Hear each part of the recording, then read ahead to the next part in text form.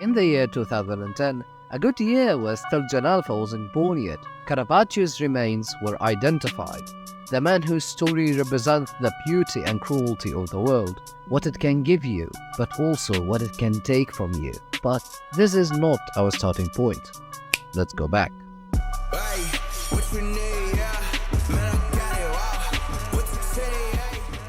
You might be surprised by that, but yes, a Michelangelo that the whole world celebrates today wasn't the only one. There's in fact another that his beautiful art can be put in comparison, if not even overcome it at some point. And his name is Michelangelo Da Caravaggio, or Caravaggio, the man that gave us these masterpieces of art and differentiated himself through his pain. Our man was born on the 29th of September 1571, on the feast day of the Archangel Michael, and 7 years after the death of OG Michelangelo. And on these bases, his parents named him Michelangelo in hope for good chance. But apparently the Archangel Michael didn't bless him after all. Caravaggio will soon lose both his parents and a big chunk of his family due to the Spanish flu. Having been hit with the first wave of agony and shock, Caravaggio leaned into a more obscure and crime-filled life, never losing the revel of his tweenhood.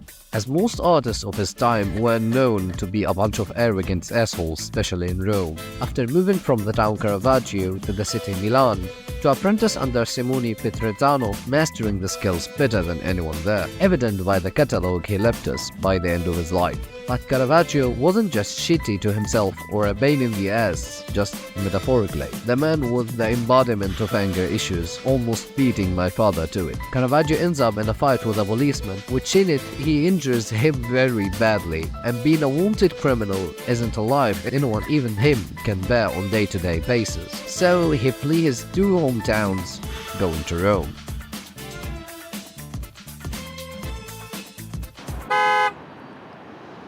As days went by since his feet landed the Eternal City, Caravaggio was going after the only thing he knew how to do in order to secure his needs: art.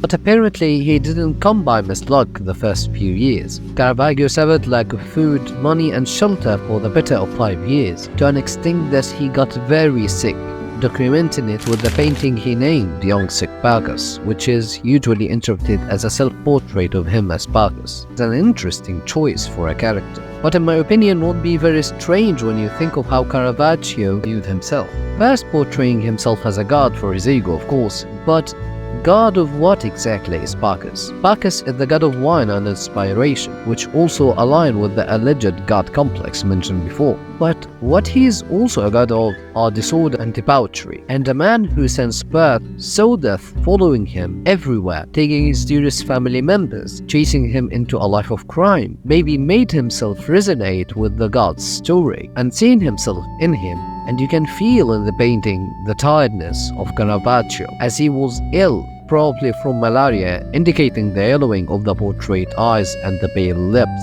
And I think that he felt that chasing death has caught up to him. Fortunately for him and for us, that didn't happen. Instead, he made his first paintings that gave him some recognition: The Fortune Teller and The Card Sharps. The Fortune Teller is a painting of a man that is having his palm read by a Romani girl, and as she delicately reads his palm, she subtly takes his ring without his notice. But this one, even with being influential then popular later, sold for almost nothing. But the second one, The Card Sharps, was the one. Even with showing another example of naive youth of privilege being the victim of card cheats, many people consider it Caravaggio's first true masterpiece, as it is described as a more psychologically complex work. And that comes with the reasoning of the duo that are playing with the noble boy, and the one close to his ear probably advising him into the game's doom, giving him an illusion that he can win if he did a stall, and the other is probably telling him to hurry up while holding the cards that will gift himself the win behind his back. But what is more important with the painting isn't what it represented, but whom it attracted.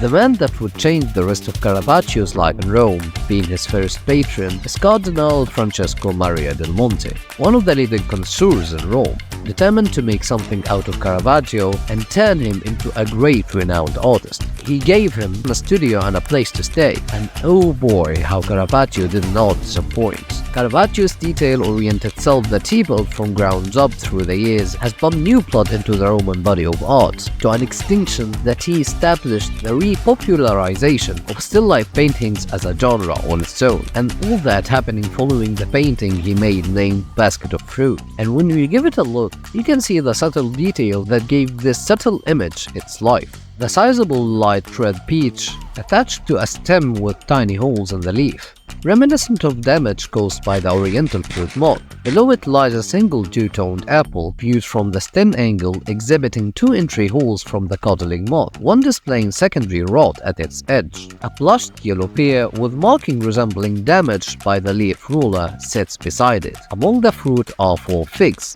2 white and 2 purple. The latter have been fully ripe and splitting along their sides. A large fig leaf shows signs of fungal scorch lesions, and a solitary unblemished quince with spotted leaves is also present. Clusters of grape adorn the basket, black, red, golden, and white. The red cluster exhibits several dried-up fruits, while the left clusters each contain an overripe berry. Additionally, 2 grape leaves accompany the fruits, one severely dried and shriveled, while the other shows spots of signs of an egg mass. On the basket's right side, 2 green figs sit alongside a ripe black, nestled at the rear on the left. 2 disconnected shots flank the basket, a grape shoot on the right displaying severe insect damage resembling grasshopper feeding on its 2 leaves, and a floating spur of quince or pear on the left. Scholars have emphasized the imperfect insect-ridden nature of the fruit. In keeping with the cultural beliefs of this time, the overarching theme seems to reflect the fading beauty and natural decay inherent in all things. Some academics also interpreted the basket of fruit as a metaphor for the church. Look how subtle imperfections give much life and thought to something, as on the contrary of artists who came before him just caring about the beauty of the fruit that led the genre to be looked down at. Caravaggio was real.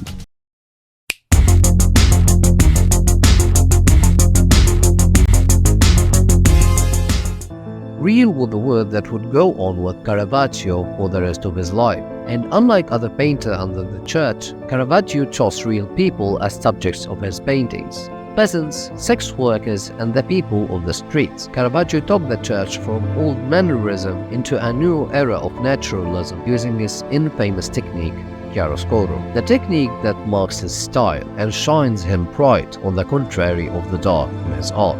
And on the topic of his art, one can always stand up to you, greatly and heavenly charged with emotions. The painting labeled The Taking of the Christ. The painting features a pivotal moment of Christian history, the moment Jesus is being taken to his inevitable crucifixion, and within it we find 7 figures. From left to right are John, Jesus, Judas, 3 soldiers, and a figure holding a lantern, possibly Caravaggio himself, symbolizing Saint Peter bringing the light of Christ to the world, while at this moment is still dim, representing that to that date only a handful of people followed Jesus. The 7 men are standing only by the upper parts of their bodies depicted against a dark backdrop without any divinely lighting, adding mystery to the unfolding drama, which within it, when you take a deeper look, is a whole story of symbolism.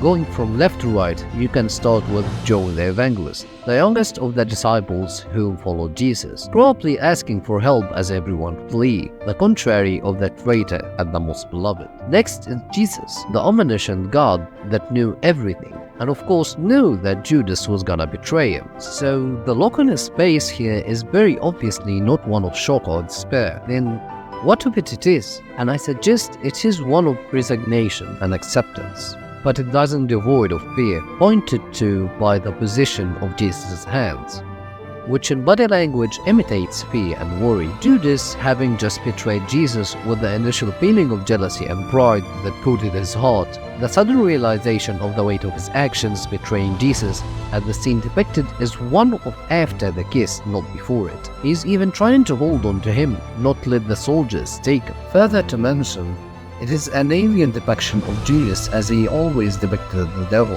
After that, we can look at the far right, where we can find Caravaggio himself, depicted as Saint Peter, just enter the painting. Imitates the movement of the hands of Saint John, like he is the beginning and he is the end. He is the one that is getting out of the scene, and Caravaggio is the one getting in, suggesting a powerful statement. that even sinners a millennium later possess a deeper understanding of Christ. The striking presence of the arresting officer's polished metal-clad arm at the forefront, Franco Normando proposes that the soldier's gleaming armor serves as a mirror, prompting self-reflection and examination of consciousness. Like Caravaggio's other works, this piece might challenge viewers to see themselves mirrored in Judas' betrayal, recognizing their daily acts of turning away from Jesus through their own shortcomings and sins. That was just one example of how great Caravaggio's art was, and how, if he just could temper himself down and have lived double his age, could have provided us with tons and tons of other masterpieces. But no, of course. I'm not mad because someone led their life a certain way 500 years ago. No. Oh, what is it? Yeah, Caravaggio just killed a man in a duel over a tennis match, and there is a bounty over his head now. So, what about some old Naples pizza? And probably that in this match was like a curse to him. And for the next few years, he's gonna be like a tennis ball.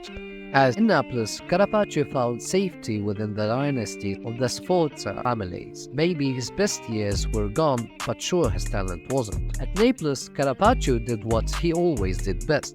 He painted.